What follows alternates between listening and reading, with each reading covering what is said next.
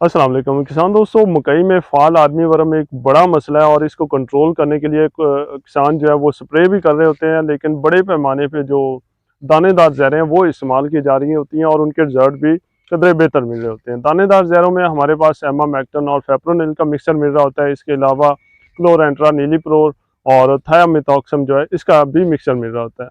और इसके अलावा कुछ किसान जो है वो खुद भी दानेदार जहरें तैयार कर रहे होते हैं, जिसमें वो बारीक बजरी को लेके उसके ऊपर फेप्रोनिल और एमामेक्टिन लगा रहे होते हैं और साथ जो जिब्रेलिक एसिड है उसकी एक टैबलेट को भी शामिल कर लिया जाता है। इससे एक तो फाल आर्मी वर्म जो है वो कंट्रोल होता है और साथ ही पीजीआर शामिल होने की वजह से पौधों की ग्रोथ भी बेहतर हो जाती है। इसके अलावा आने वाले दिनों में इंटोमोपैथोजेंस भी मार्केट में आने वाले हैं, जो कि फाल आर्मी वर्म को बेहतर तरीके से कंट्रोल करने के साथ साथ माहौल दोस्त भी होंगे।